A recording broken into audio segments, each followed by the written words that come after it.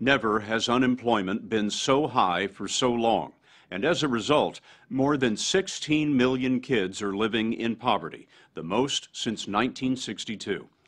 It's worst where the construction industry collapsed, and one of those places is Central Florida. We went there 8 months ago to meet families who'd become homeless for the first time in their lives. So many were living day to day that school buses changed their routes to pick up all the kids living in cheap motels. We called the story Hard Times Generation. Now, we've gone back to see how things have changed. It turns out some families are losing their grip on the motels and discovering that the homeless shelters are full. Where do they go then? Well, they keep up appearances by day and try to stay out of sight at night, holding on to one another in a hidden America, a place you wouldn't notice unless you ran into the people that we met in the moments before dawn. The story will continue in a moment. Time has carried us into uncharted territory. The Great Recession began December 2007, almost 1,500 mornings ago. If you were rushing to work this morning in Seminole County, Florida, it's not likely you'd notice the truck or hear the children getting ready for school. In the clear bin, we have dirty laundry. In that one, there's tools that we might need. All these bank bags are storage of this and that. Like shampoo. And over here is food.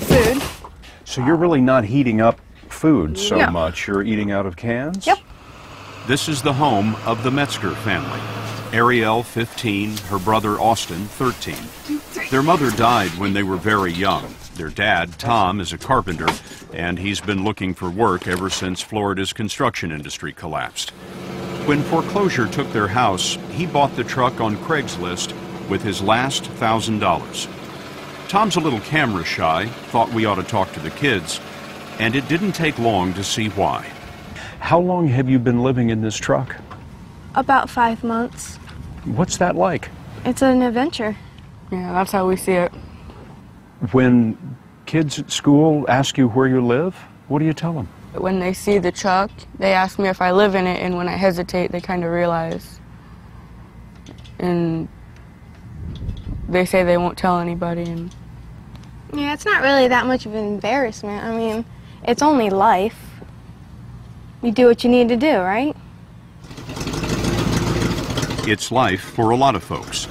The number of kids in poverty in America is pushing toward 25%, 1 out of 4.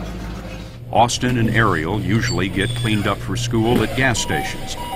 They find it's best to go to different ones every day so the managers don't get sore. Hi, Daddy. Before the bell, they blend in with more than 1,100 other homeless students in the Seminole County schools. At Castleberry School, we met 15 kids who'd been living in cars. With their parents' permission, they told us you don't get much sleep with your brothers and sisters in the back seat.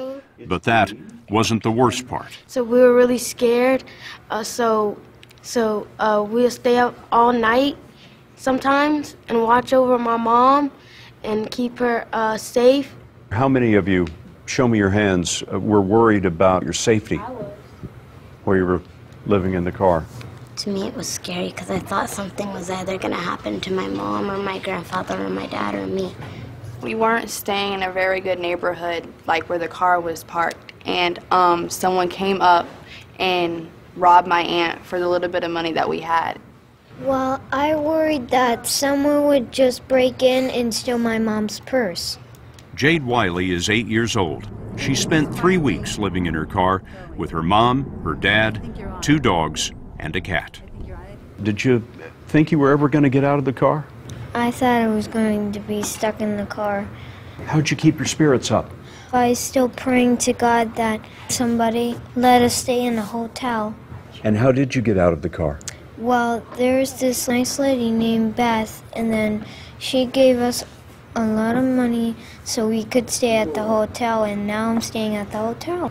She said that a nice lady named Beth came and gave the family money. Well, a nice community came I just delivered it. Beth Davalos runs programs for homeless kids in the Seminole County schools.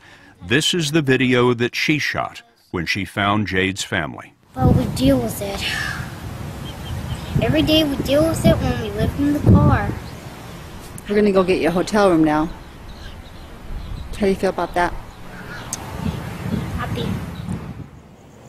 When Davalos hears of a student on the street, she uses county money and donations to get temporary shelter in a motel. Good job. The money she had for Jade's family lasted only a month, so the Wileys and Jade are painting the rest of the motel in exchange for a room. But this is rare. Of all the homeless families in Florida, 2/3 are living on the street. I hear about it every week, every couple of days. If they're not living in the car right now, they are avoiding it. Some of them don't even have cars to live in, or they recently got out of it. Why is it happening right now? The longevity of homelessness continues to rise. So people are running out of resources. The unemployment runs out, their savings run out, the family that lent them money does not have it anymore because they're looking at economic hardship. And before you know it, they find themselves living in their car because they just ran out of all options. Earlier this year, when folks heard about the homeless students in Central Florida, $4 million in donations poured in. Beth Davalos set up food banks in 41 Seminole County schools. They gathered up clothing for the kids and shelled out cash for motel rooms. I really appreciate it. $4 million is a lot of money, but think of this. Of all the families without shelter in America, 1/3 are in Florida. At Castleberry School, we sat down with the Coates family. Instead of 3 meals a day, we ended up doing 2 meals a day. And then there was this one day where we didn't have any more money, and that's how we ended up in the car. Last year, the Coates left Washington, D.C. for a new life in Florida, but the jobs dried up. When the savings went, Victoria and D'Angelo learned how to be homeless. They found out there's a checklist for living in a car. You want security, lighting, a place where you might be welcome, or at least a place busy enough to hide in. Walmart lots can be good, it depends on the manager. YMCAs mostly look the other way. D'Angelo settled outside a hospital emergency room. And we knew that through being there, we could at least brush our teeth in the morning, go to the bathroom if we need to in the middle of the night. And I'm sitting on a cooler in between our vehicle and another vehicle, just to make sure they're okay. Standing guard all night. Yep. D'Angelo, what does a man think about sitting on a cooler all night with his family in the car next to him? At that moment, I guess I feel less than a dad, I guess I can say, or as a husband, because I'm not able to provide for my family. Going into that car really did something to me. I felt helpless. I felt like I couldn't help my children. I am willing to bet that the whole time you were in the car, you didn't cry once, did you? Mm-hmm. Not in front of these guys. When it came time to put the girls in school, the school must have asked you for an address. That, okay, well, you have these boxes to choose, and you had one that said shelter. You checked the shelter box? Yeah. There was no box for car. No. So you lied to them. Basically. You do what you have to do. There was not an option to take my girls away. I wonder if some of these families are hiding from the system, hiding from you. Yeah. Because as one woman put it to us today, she said, I was afraid that if they found out we were living in the car, the state would take my children away from me. Yeah, they're scared. They're very scared. And the reality is, if the state found them in a car, their children could be taken away and put someplace safe for now. But when we find them, we can put them someplace safe.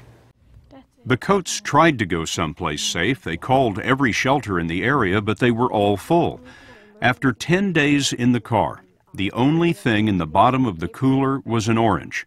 So Victoria started calling again. And we called each and every one of them. And then I got to the last one, which was Orlando Rescue Mission. And I called and the lady said, "We have programs for your entire family." You must have thought you weren't hearing right. Yeah. How close did you come to running out of gas on the way to the rescue mission? We had like maybe a quarter tank before the E. So really all you had to your names at that point was a quarter of a tank and an orange. That's right. It wasn't long after the family made it into the shelter that D'Angelo found a job. He's manhandling garbage cans and proud to have the work. Hard work. Well, hard work's good for you. I'm thankful to have a job. With help from his employer, they hope to get Jamie, Jamia, and Jayla in a home of their own by Christmas. What do you know now that you didn't know before you lived in the car? I know to be grateful that you have your family and that my mom is really, really, really protective. Protective because there is a ferocity that comes with being a parent on the street.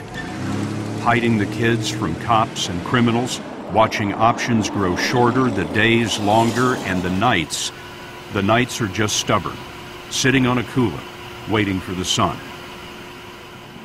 One threat to a family out here is idleness, so the folks that we met fill the days with every free and normal thing. After school, the Metzgers drive their truck to the library. Because they've got the computers that we can use and light and all that. I wonder what education means to you two. I mean, it's everything. It is everything to us. I plan to be a child defense lawyer. If I focus on my studies, I have that opportunity. The American dream is durable, and there is something about growing up in a truck that makes you believe in it all the more. As we tagged along with the Metzgers, they told us they liked the truck better than a motel, and they wanted to show us something they've been doing in the evenings. They're acting in a community theater, a free and normal thing.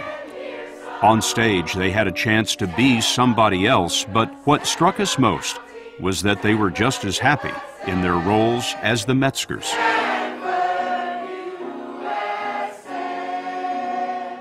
Before the truck, I always saw all these homeless people and I would feel so bad for them.